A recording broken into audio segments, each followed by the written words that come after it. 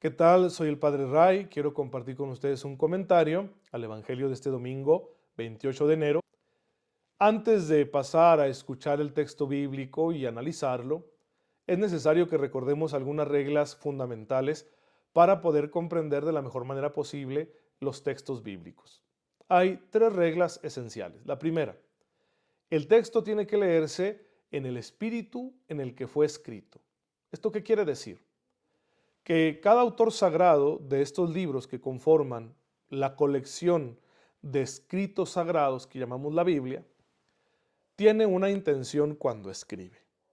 Hay que buscar la forma de acercarnos al texto de manera que descubramos cuál es su intención, para que en nuestra interpretación no nos alejemos demasiado de lo que el autor quiso decir, porque podríamos entonces convertir el texto sagrado en un texto fantasioso que dice cosas que en realidad no dice.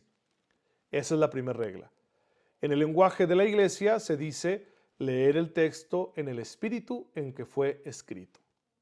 Segunda regla, leer en su conjunto. Cada unidad literaria de la Biblia, cada capítulo, cada versículo, forma parte de un conjunto más amplio. Un versículo está dentro de un capítulo es una escena identificable que se puede aislar para analizarla dentro de los libros sagrados, pero ese capítulo está junto con otros formando un libro concreto. Ese libro tiene sus características propias y a su vez forma un conjunto con todos los libros de la Biblia. Entonces, si yo quiero llegar a una buena interpretación del texto bíblico que estoy escuchando, que estoy leyendo, debo tener en cuenta el conjunto. Saber que hay todo un contexto antes y después de lo que yo estoy leyendo para no leer de manera aislada. Tercer regla, hay que leer con la iglesia. La palabra de Dios se escucha y se lee con la iglesia. ¿Por qué? Porque es la iglesia la que nos ha hecho llegar este texto bíblico. Y es a ella, a su autoridad, a quien le ha sido confiada la tarea de interpretar ese texto bíblico de una manera oficial. Si yo quiero entonces llegar a una buena interpretación de ese texto, no puedo ignorar a la comunidad que me lo ha traído. Entonces la iglesia, heredera del pueblo judío, nos entrega el Antiguo Testamento y luego dentro de ella se gesta el Nuevo Testamento y posteriormente con su autoridad la iglesia nos dice, esta es la lista de libros que consideramos inspirados por Dios. Entonces esta tercera regla es muy importante.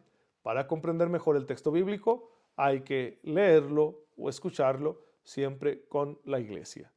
Tres reglas que nos ayudarán muchísimo a acercarnos sin temor al texto que encontramos en la Biblia.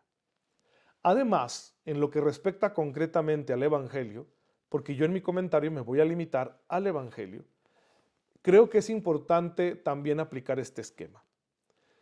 Ese género literario, Evangelio, buena noticia, que tenemos 4 libros en la Biblia que cumplen con las características de ese género, está en el centro de toda la Biblia. La parte más importante de toda la Biblia son esos 4 evangelios. Ahora, dentro de esos 4, de las narraciones que incluyen, el mensaje central es el mensaje del reino. Ese es el tema principal de los 4 evangelios. Y dentro de ese tema central, la figura de Jesús es el núcleo. En el mensaje del reino lo más importante es Jesús, porque es Jesús quien predica el reino, pero cuando predica el reino se incluye él mismo. Los discípulos preguntan, ¿qué tenemos que hacer para entrar en el reino? Jesús dirá, yo soy la puerta. Si quieren ir al reino, tienen que pasar por mí porque yo soy el camino para llegar al reino. Entonces, Jesús está en el centro del mensaje del reino, el mensaje del reino está en el centro de los evangelios y los evangelios son el centro de todas las escrituras. Así que al hacer nosotros este análisis, vamos a tener la clave para interpretar todo texto bíblico, porque la clave siempre será Jesucristo nuestro Señor. Nosotros como católicos leemos el texto bíblico siempre a la luz de Cristo. No lo hacemos como lo haría un judío del siglo III antes de Cristo o del siglo I de nuestra era cristiana, de los contemporáneos de Jesús, ni lo hacemos tampoco como lo leen los judíos actualmente. Nosotros leemos el texto bíblico siempre a la luz de Jesús. Bien, dicho esto, vamos a leer el Evangelio, que en esta ocasión es de San Marcos, capítulo 1, versículos del 21 al 28. En aquel tiempo llegó Jesús a Cafarnaúm, y el sábado siguiente fue a la sinagoga y se puso a enseñar. Los oyentes quedaron asombrados de sus palabras, pues enseñaba como quien tiene autoridad y no como los escribas. Había en la sinagoga un hombre poseído por un espíritu inmundo que se puso a gritar: ¿Qué quieres tú con nosotros, Jesús de Nazaret? ¿Has venido a acabar con nosotros? Ya sé quién eres, el Santo de Dios. Jesús le ordenó: cállate y sal de él. El espíritu inmundo, sacudiendo al hombre con violencia y dando un alarido, salió de él. Todos quedaron estupefactos y se preguntaban: ¿qué es esto? ¿Qué nueva doctrina es esta? Este hombre tiene autoridad para mandar hasta a los espíritus inmundos y le obedecen. Y muy pronto se extendió su fama por toda Galilea. Vamos a comentar esta palabra que acabamos de recibir. En primer lugar, vemos a Jesús situado en una localidad, en Cafarnaúm. Según los estudios históricos, Cafarnaúm es una localidad de tamaño medio, más grande que aldeas pequeñas como Nazaret, pero no llega a ser una de las grandes ciudades de esta región llamada Galilea, que es donde Jesús inicia su ministerio. Había ciudades como Tiberíadis y Séforis, que son más grandes y que no son tan judías, ya que en ellas hay una fuerte presencia de pueblos paganos. Cafarnaúm, en cambio, parece una localidad un poco más grande y típicamente judía. En ella Jesús está también como un judío. Al principio parece un judío ordinario. Es sábado, el día de descanso, el día sagrado para los judíos, y acude, como es costumbre de tantos judíos, a la sinagoga. Y ahí se pone a enseñar. Si bien esto hace referencia a que quizá Jesús ya cuenta con cierta fama dentro de esta región de Galilea y que por eso le piden quizá o él toma la iniciativa de enseñar y no es rechazado por ello, la verdad es que era algo acostumbrado entre los judíos.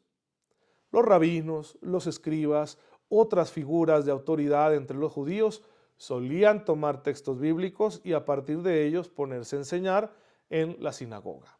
Era algo acostumbrado y hasta aquí no tenemos nada nuevo. Jesús, quizá con cierto carisma, quizá con cierta fama de ser un rabino, de ser un maestro judío, pues empieza a enseñar.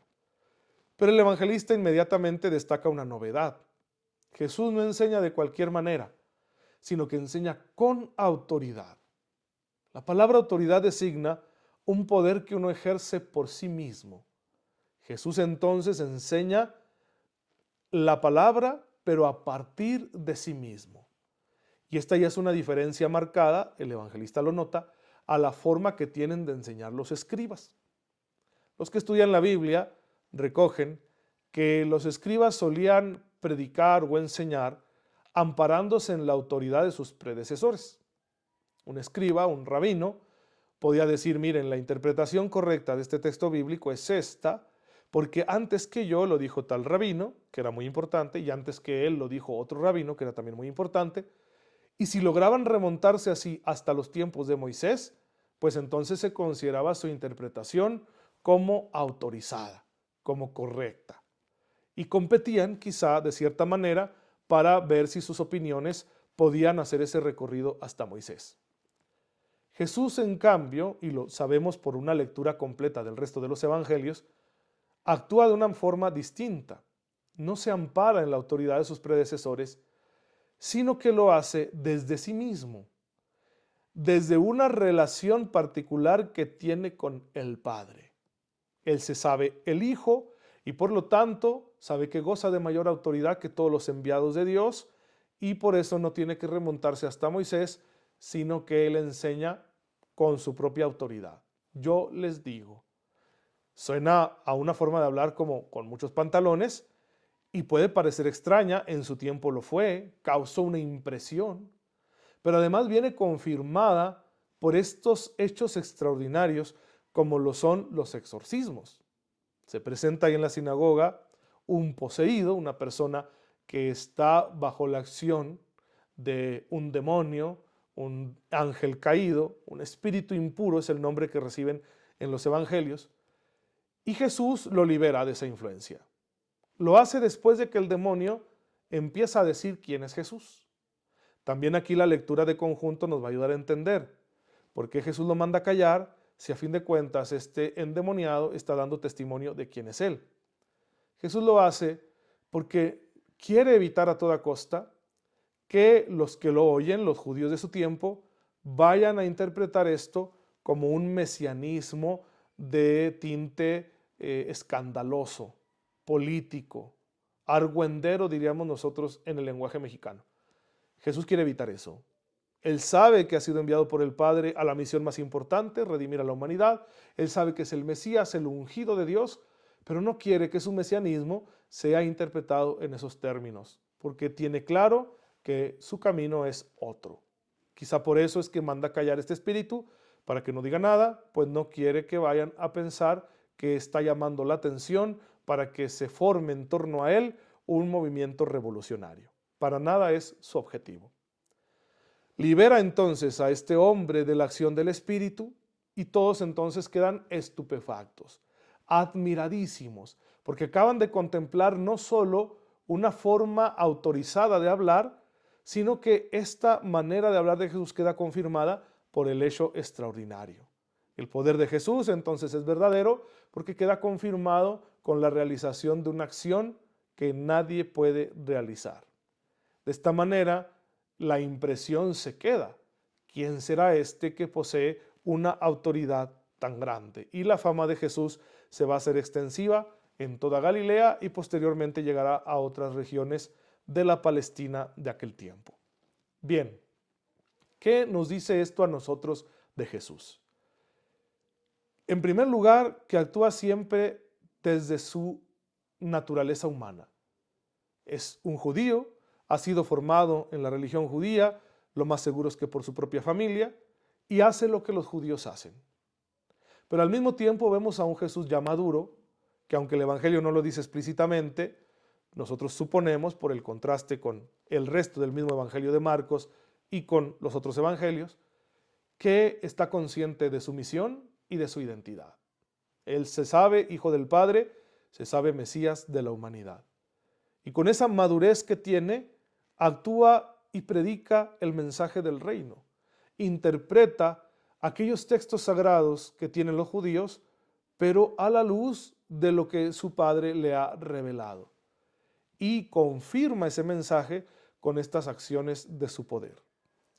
Esto nos lleva a descubrir en Jesús cómo la autoridad divina se hace presente en medio de lo que parece absolutamente ordinario. Jesús no ampara su autoridad en la sabiduría rabínica. Jesús no apoya su autoridad en el dinero o en los medios para ejercer la violencia, que muchas de esas razones son las herramientas que utilizan algunos para imponer su autoridad. En realidad no es autoridad porque no procede de sí mismo, sino de algo externo. Yo me apoyo en la sabiduría de otros, o me apoyo en que tengo dinero, o en que tengo el control de las armas y puedo violentar a los que se me opongan. Quienes ejercen el poder a partir de esas herramientas en realidad no tienen autoridad propia. Pero Jesús sí. Por eso no necesita del resto. Aparece como un hombre vulnerable, sencillo, que no tiene nada de extraordinario, pero justo en medio de esa ordinariedad de su vida aparece el extraordinario poder de Dios, que hace que la gente se pregunte, ¿quién es Jesús? Ustedes y yo en nuestra vida, que por supuesto que queremos salvarnos, de pronto batallamos para encontrar el camino seguro a la salvación. No hay otro que Jesús. Teóricamente todos lo sabemos, pero es que a la hora de la hora en nuestra vida concreta nos puede costar asumir ese camino de salvación porque estamos acostumbrados a confiar en cosas demasiado mundanas. Pretendemos arreglar nuestros problemas, solucionar nuestra vida a partir del uso del dinero, a partir del poder, a partir de la confianza incluso en otros. Y podemos ser bastante crédulos con las ideologías, con las modas, o puede que nos amparemos demasiado en el hecho de que conocemos a alguien importante, conocemos a una persona que tiene recursos, incluso en el contexto de nuestro país se da muchísimo que conocemos a alguien que ejerce la violencia, que es un criminal, que le da temor a todo mundo, que todo mundo le cede el paso. Yo lo conozco, soy su amigo y entonces me amparo en eso para solucionarme la vida. Jesús no actuó así. Tú y yo, si queremos ser verdaderamente creyentes, debemos acostumbrarnos a apoyarnos solo en su autoridad, especialmente en los momentos críticos de nuestra vida. Que si estoy pasando un mal momento, en el primero en quien debo confiar para superar la dificultad que se me presenta es en Él. Él tiene toda la autoridad. Si puede expulsar a los demonios, si puede sanar a los enfermos, si calma la tormenta, si es el Hijo de Dios, tiene todo en sus manos. Y aunque de pronto nos cuesta confiar, sobre todo porque no lo vemos físicamente, no podemos hablar con Él cara a cara, no podemos tocar su manto, no podemos besar sus pies, como muchos lo hicieron, según nos cuentan los evangelios, aunque tenemos ese obstáculo, podemos hacerlo por nuestra fe. Si confiamos en Él, obtendremos un resultado mucho mejor en nuestra vida. Y la verdad es que es muy liberador cuando uno entra en este camino de decir, pase lo que pase, yo voy a apoyarme en Jesús. ¿Por qué? Porque no traicionas entonces todo lo que hay de bueno en el mundo, ya que Jesús nunca te va a llevar por un camino que te conduzca al mal, de manera que tu conciencia va a estar en paz. Y una conciencia en paz te permite vivir libremente, te ayuda a ser feliz y por supuesto te encamina, te empuja hacia la salvación eterna. Cuando yo confío demasiado en las fuerzas de este mundo, ¿qué es lo que va a suceder? Por lo general voy a tomar caminos equivocados, voy a tener que pagar un precio por ello en mi conciencia, me van a traer remordimiento y luego será muy complicado salir de ahí. Si yo tengo que decir una mentira para poder solucionar un problema y entonces tendré que decir otra mentira para cubrir esa primera mentira que dije y de pronto voy a estar tan enmarañado en mis mentiras que ya ni siquiera voy a ser capaz de reconocer la verdad. Y toda mi vida se va a volver extremadamente frágil porque en cualquier momento me van a descubrir una mentira y entonces vivo con el temor de que sepan la verdad. Cuando se confía en Jesús, nos liberamos de esto. No hay necesidad de entrar en caminos tan intrincados, reborujados, como decimos aquí localmente, porque nos apoyamos en Jesús. Si tengo que asumir mi responsabilidad ante un error que he cometido, si voy a tener que afrontar la verdad de los hechos y quedar mal quizá ante las personas, decepcionar yo a alguno, porque soy un ser limitado, que me equivoco y soy pecador, que en ocasiones hago cosas malas, pues gloria a Dios, porque aún así Él no me va a abandonar y me dará un camino para salir de aquellos problemas que probablemente yo me generé. Y entonces el camino para solucionar esas realidades seguirá abierto y no pagaré el precio de seguir pecando más, de decir voy a cubrir mis pecados con otros pecados. Por eso es extremadamente liberador cuando asumimos que nuestra fe debe estar puesta en la autoridad de Jesús, que además nos la comparte, nos concede una parte de esa autoridad para que nosotros con ella también nos guiemos en el mundo. Es la autoridad que nos da la coherencia, la veracidad, la honradez. Que ustedes dirán, Padre, esas cosas no pagan. Bueno, no pagan monetariamente, no pagan en términos mundanos, pero pagan en términos celestiales. Pagan en el reino de los cielos. Y el reino de los cielos no es una realidad muy lejana de nosotros. Podemos estar en él en cualquier momento. Entonces, es mejor hacer este negocio de obtener el pago que viene de Dios, aunque no nos paguen los hombres. Y esa va a ser una lógica muy constante en la predicación de Jesús, que la van a asumir muchos sus discípulos, especialmente San Pablo en sus textos habla con mucha claridad de que hay que vivir buscando la gloria de Dios y no la gloria de los hombres. Bien, pues claro que hay una riqueza mucho más grande escondida en este texto evangélico, pero es la que yo he contemplado al dedicarme a meditar este texto sagrado y he querido compartírsela para que les ilumine el camino de fe que tenemos que realizar domingo a domingo. En este caso, una pequeña contribución para que la palabra de Dios de este domingo cale en su corazón y los ayude a ser mejores cristianos. Pues muchas gracias por compartir conmigo. Les envío un fuerte abrazo, mil bendiciones y sigan en contacto conmigo para seguir compartiendo la palabra de Dios. Hasta luego.